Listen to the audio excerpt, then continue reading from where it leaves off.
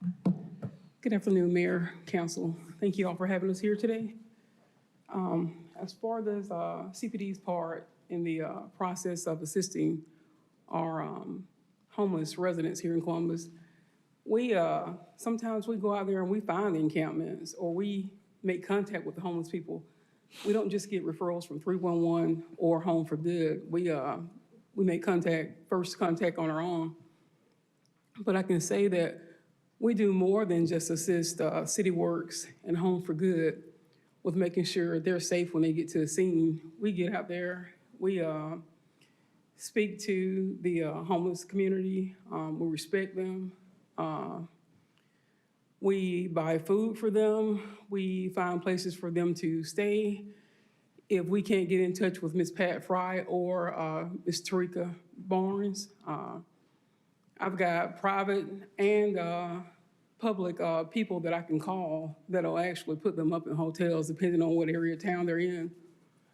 This last incident that we had was on last Friday. We had a woman and her 3 children. She had a 24-year-old adult son that was disabled, and she was refused at the homeless shelter because of his age, but his mental capacity wasn't there. He's with her full time. She's his caretaker. He gets disability.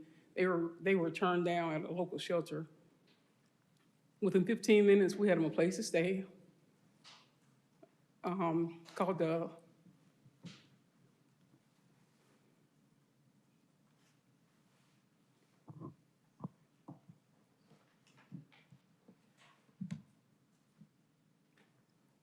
called up somebody else in the community that cares like we do for assistance. They were willing to put this woman and her children up in a hotel.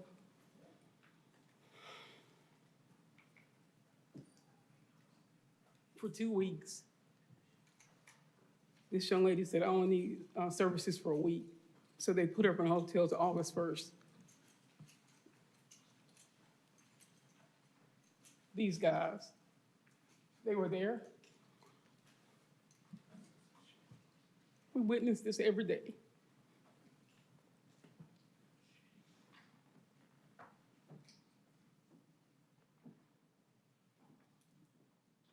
I'm sorry, but I'm very compassionate about my work in the community, whether it's with the homeless or whoever. I can tell you now, each and every one of us encounter people every day in this community that we do something to help them, not hinder them, or we're not just there to put them in jail. We're not there to make them leave the scene. Right before the 4th of July, July 3rd, we encountered a family that was over here in Columbus from Phoenix City, the apartment complex that was shut down by the city of Phoenix City, Edmondson Estates, I think it was. We had a family of 3 that we didn't put them out from the bridge on Victory Drive. We didn't make them leave on July 3rd when we knew that all the services were closed down, anybody that could help them home for good. We couldn't call anybody on the 3rd or the 4th to get this family some help. So on July 3rd, I told them, this is my card, this is my work cell phone number. If you encounter anybody that's trying to make you leave, other law enforcement agencies or within CPD, give me a call, I'll speak on your behalf. And that's what we did. We spoke on their behalf when we received those calls. But I can tell you now, we didn't make them leave. I told them, I gave them my word, we'll be back on Tuesday, next week. When we come back to work, the first thing we'll do is make sure you all get some help, get some services.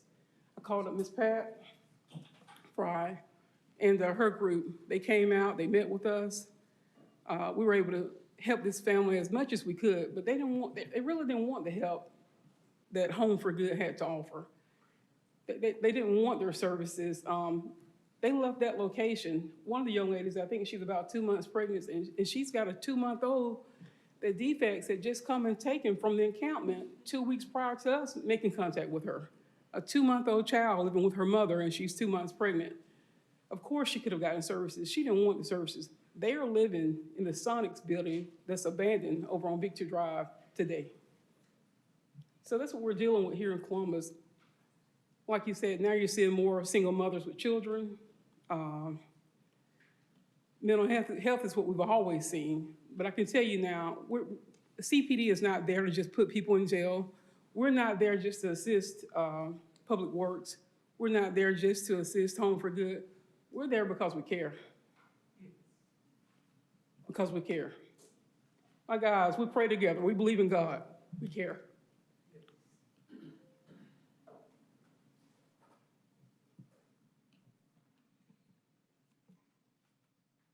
Our chief cares. He backs us up on anything that we want to do in this community. He has personally come out of his pocket with his own money. These guys that work for me have come out of their pockets. They fed people. They put them up. We don't ever take a receipt to budget. If they've taken a receipt to budget to get their money back, they didn't tell me they did it. And if they did, that's on them, but I don't. I've never went to budget and said, I need my money back for a hotel. I need my money back for food. I need my money back for clothing or a coat that I bought for a kid or something. Never. I've never been back to budget to get my money back. The only time I've gotten money back from budget was when I fed a prisoner. And that was not every time, that was only a few times. But these guys buy coats for kids. Kids they meet in schools, kids they meet in neighborhoods, they buy clothing for them. Go to the grandmother's house, see what they need, buy groceries. We do a lot ourselves. CPD does a lot in this community. We do more than just police this community. We're here to serve people too. But we're here today about the urban camping ordinance. And I read that ordinance, and what I don't agree with is the giving them 1 hour to get their things and go. Every situation is different. If you got a bike in a backpack, you can leave in an hour. But if you got everything that you own in a tent or in a tarp, you can't leave in 1 hour. So I don't agree with the 1 hour, making a person leave in an hour, and that's on page 3, letter C. That should be changed to, it should be based on the situation we're dealing with at the time. I'm not saying let them stay there 3 months. I think Councilor Crabb had modified that. Or 30 days. I think this keeps on coming up, and so maybe we need to clarify that language, because the intent of it is that a minimum, so we're giving you a minimum of 1 hour. You can't remove them or you can't do anything to them until after that hour has passed. Two things happen. One is you have to give an oral or a written warning, which isn't in any of our ordinances now. And then secondly, you can't move them off prior to 1 hour. So that's not saying that you have to do it in an hour. It's giving you leeway, but I think, can we work on that, Lucy, so that we can get maybe a clear, so it's not misinterpreted? But so it's open-ended. You can't, it gives a minimum time frame, but it doesn't give you an end time frame. So you can work within that frame, like what you're what you're explaining. I need to be clear up in the ordinance, because I totally didn't agree with 1 hour for every situation. That's not how that may be how it sounds, and we'll work on the wording of that, but that's not what the intention is. It is to give you guys the leeway, to deal with each situation accordingly. But we're here to help. We got to understand homelessness is going to be part of this community. It's not going to go anywhere for good ever. We all should understand that. And they're going to, we can't always make a person take the assistance from home for good. If they don't want it, they just don't take it. We don't always just put them off the property right then. If they become belligerent, combative, or, we've had, I think we made maybe 1 arrest in the last year, and that was recently. But in addition to that arrest, if we made any more, it was because they had outstanding warrants, and they had to be extra. They had a hold put on them if they were from out of town, or if it was local, we transported them. So we don't just go out there and put homeless people in jail. So don't think that's what CPD does. We go out with Ms. Barnes and with Ms. Fry. We do provide security for them, because sometimes the people they encounter are combative or just get right up in their face. We do go out with Public Works. You've got somebody on the bridge saying that they've been there 10 years, they're not leaving. We have to be there. Our presence alone sends them away. The gentleman on the bridge out there on 185 and Veterans Parkway, he gave them all kinds of trouble about being there and not leaving. When we showed up, he packed his buggies and he left the bridge. And sometimes all it takes is just our presence. But we show compassion daily in these streets. People need it right now. I don't have anything else to say, but I do want to thank our chief of police for allowing us to go out there and do what we do every day, for his support. I mean, personally and professionally, he gives us 100% of his support. We have it. We know we have it. If I see something that's going on in this city and I think it's too big for my pockets, I can definitely go to him, and he's been there for me. Thank you, Chief Mathis. We appreciate it. But we got a good group of people here that are trying to work with these people out here in the streets. And, you know, I say these people, and I shouldn't say that because there are people. They're just like us. They just had something happen in their life, put them out there in the streets. And that could be me or you any day. That's the way we should look at those people or the homeless people. Thank you, Sergeant. And thank you for the way that, not just for the job you do, but for the way you do it. Counselor Chambers?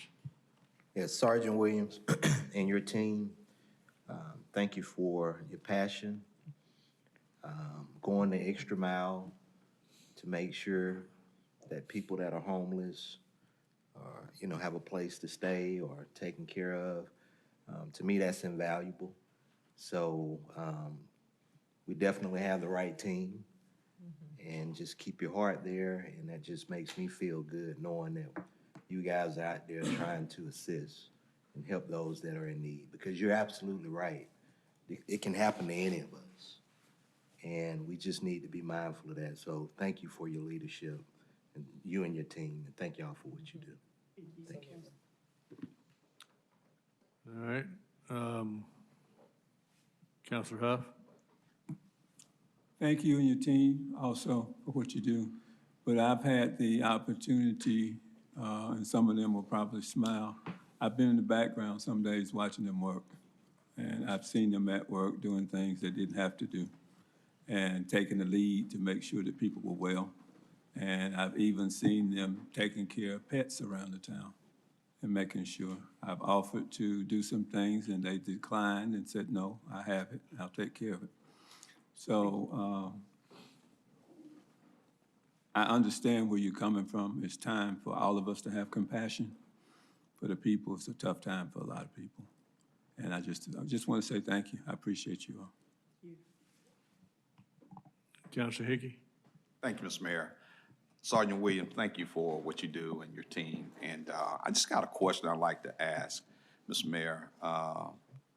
With our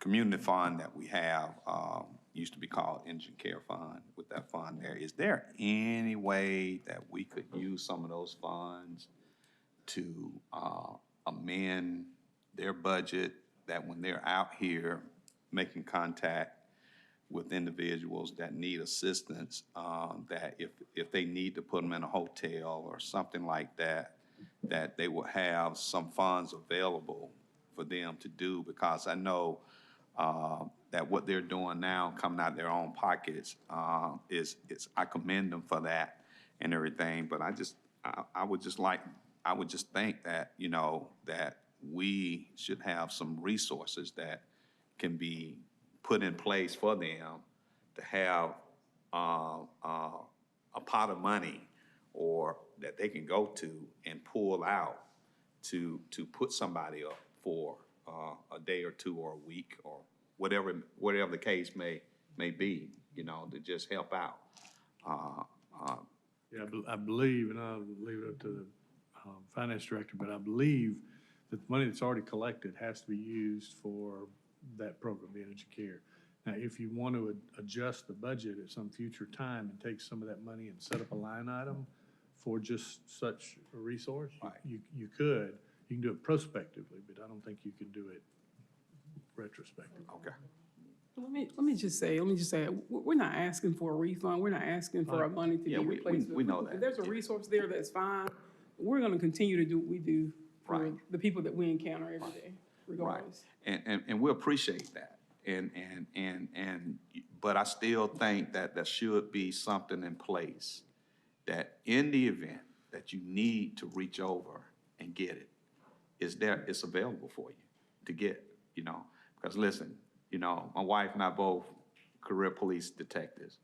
I retired. I know y'all don't get paid a lot of money, okay? I didn't get rich at the police department, okay? But I'm grateful to God that he brought me from where I was to where I'm at now. So, but I commend you for what you're doing, but let us help if we can make that happen. That's all that I'm saying. Let us help so that when you do that, you'll be able to go, you know that you got something that you can go and get to help put somebody up, maybe for a few nights or a week or something like that. I think when we look at somebody else's situation, you know, people talk about pay and public safety. It's not the best, but some days you feel like too much is given. That's right. That's right. You already know what you gotta do. That's right. So That's right. some of the people we deal with in the streets, we feel like we have so much more than they do. So we do wanna help them. That's And right. we do just that. So. That's right. But we just want to be here as a resource for you that you can reach over if you need to help out. That's what We we appreciate it. We appreciate it. Thank you. Counselor Crabb? Drayle and Tarika, could you rise, please? I'd like to acknowledge the people that have come here and spoke about this and that continue to help with the homeless in this community. And I want to thank you guys very much for what you do.